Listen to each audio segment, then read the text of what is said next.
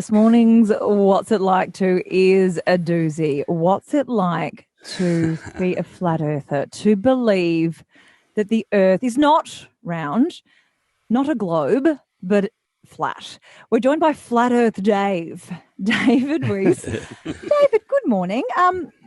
Why do you believe that the earth is in fact flat? Well, it's not a belief. Belief is the enemy of knowing. You know, you believe the Earth is a spinning ball flying through space, but you couldn't tell me the circumference, the radius, how fast it's spinning at the equator, how fast it's orbiting the sun, how fast it's chasing the sun. These are all things that we're just told, and we don't memorize them and we don't know them. But when you actually lay it down and think about what it is, it makes absolutely no sense. We're orbiting at 66,000 miles an hour. We're chasing the sun at 500,000 miles an hour. We're going 4.4 billion miles a year, but if you go out tonight and look at the stars, and then next year at the same night, same time, look at the stars, every star is in the exact same place. This is impossible in what I call the matrix, and the matrix is the heliocentric system, which is a prison for your mind. How's that? Okay, Dave, so you believe that the Earth is flat. If that's the case, then where's the edge of Earth? Well, I could ask you the same question. Where's the edge of your universe? But that's not really fair. The Earth has hills and valleys, so it's not technically flat. It's level. Large bodies of water at rest lay level. Okay, and what it is if you listen to any of the mainstream, CNN just did a big hit piece. They come out and they make you think that we're a disk floating in space, which is the Flat Earth Society. Right? We're not the Flat Earth Society. That's a disinformation site that Google will serve to you. You search Flat Earth, you're going to end up there. Okay. You're going to end up at CNN. And this is not what it is. So real quick, what the Flat Earth is: when it rains, where does the water accumulate? Top of a hill?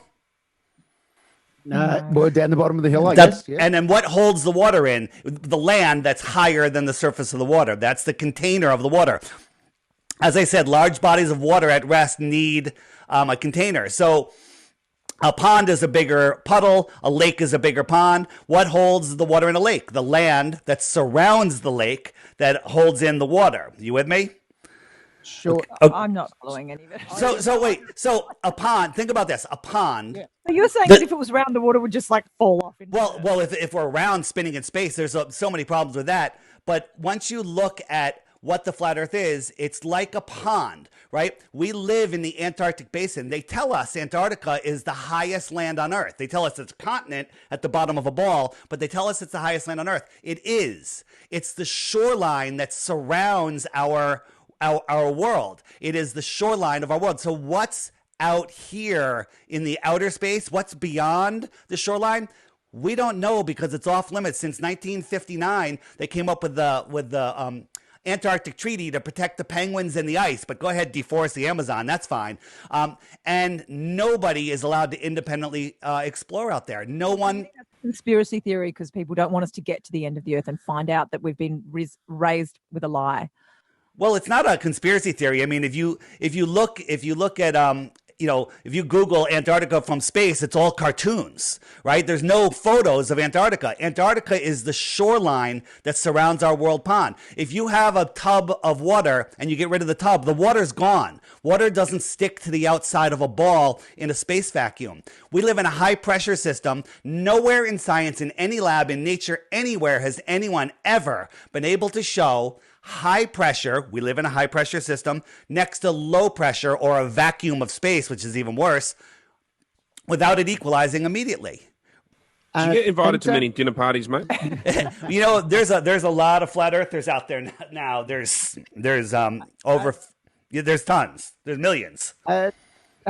So David, I guess one of the obvious questions for you would be, how do you explain then photos of Earth that are taken from space, where Earth clearly looks spherical and round?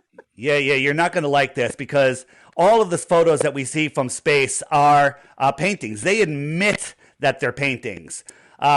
So if you look at the one that was on everyone's iPhone, that was admitted by the NASA visual artist that it was made in Photoshop. It was made in Photoshop. He said he made it in Photoshop. And then when NASA gives us other pictures, they show us all these crazy pictures. These are balls, right? These are paintings. These are simple paintings that none of them make any sense, and they're very easy to paint. Who've been in a? You talk to an astronaut. Surely they can say that they've seen it as a ball. Yeah. Ready? You're not going to like this. They're all liars. Nobody has been to space. It's really, it's like, oh my God, they're heroes, the national heroes. There was an astronaut in Poland that came out a couple years ago. He said no one's ever been to space. Earth is flat. I can assure you of that. There's a new video out called. No one's been to space. Like no one's been to space. Yeah, space is not as described. Space, you can't have. Science will not let you have a vacuum next to a high pressure system. You know, the story of space is we have burning gas balls in space. That's a problem. You can't have burning gas balls in space. You know, everything, all the rocks turn into planets, all the gases turn into balls and left a vacuum in between. Nobody can ever demonstrate that. It doesn't work. Okay. Dave, I got a question for you. Yeah. What do you make of COVID? What do I make of COVID? You know what? I had it. I got sick and now I'm better. I didn't die. Hey, so Dave, with the flat Earth theory, so the Earth is flat, and you've got the Antarctic edge, the Antarctic shoreline of our world. Go ahead. Get it right, Lehmo. Lehmo. What's underneath? Yeah. So what's underneath the Earth? And the answer to that is the deepest hole ever dug was in Russia. It's called the Great Bora Hole, I think. And the deepest they got was 7.5 miles. And while they were digging that hole, they were using ground penetrating radar to see what they were going to hit next. And guess what? They were wrong every step of the way. Hey, no more rocks. They hit rocks. Hey, no more water. They hit water. And at 7.5 miles, they hit an impenetrable barrier. They tried for years blowing it up, drilling, all sorts of stuff. They couldn't get through it. So all of a sudden, they know what the next 4,000 miles is to the center. They couldn't guess what was in. Like if they were drilling through an apple, you got halfway through the skin. They were wrong every step of the way, but then they know it at the core. That's called pseudoscience. Here's the thing that I would ask a scientist. Show me one scientific proof the Earth is a globe. And when you try to, you realize it's not a globe. It's a level plane. You know what? And this isn't a scientific reason, Dave, but one thing that sort of makes me question some of your theories is that you're saying the Earth being a globe is a conspiracy theory and no one has been to space. I just find it hard to believe that many people would be able to keep a secret. Correct. Yeah, absolutely. Just given, like in this country, Dave, I don't know what life's like in the US, but in this country, we can't even keep our prime minister's text messages a secret. Yeah, in our country, our president can't keep certain things that happen in the White House a secret. But your country, your president currently can't even send a text. Yeah, that absolutely. I'm with you, and you know that's being very nice. So here's the thing: military people, submarine captains, and ship captains, and Air Force pilots, they've all come out. There are a whole bunch of them came out. There's a new movie called Flatten the Curve, not Behind the Curve, which was a Netflix hit piece, totally taken out of context. Flatten the Curve. You can find it on flatearthdave.com under the Flat Earth. What do I call it? I have like a little test. If you want to learn Flat Earth real quick, click that button. You'll see it on my website, flatearthdave.com. But they all come out and they tell their experiences. One ship's captain or gunnery guy says he can light up a ship 100 miles away with a pencil-thin laser. Well, there should be 6,600 feet of water in between them, a hump of water. Okay, submarine captains say sonar guys, they can see another submarine 100 miles away. There should be a mountain over a mile tall between them. You know, in Australia, Port Phillip Bay, and you can see Melbourne across it. In Melbourne, you can see Geelong across from Melbourne on a clear day. That's 60 kilometers. There should be 220 meters drop, but you can see the whole thing. It's one of the biggest bay. It might be the biggest inland bay in the world, and it is provably scientifically flat. If it was round, you wouldn't be able to see it.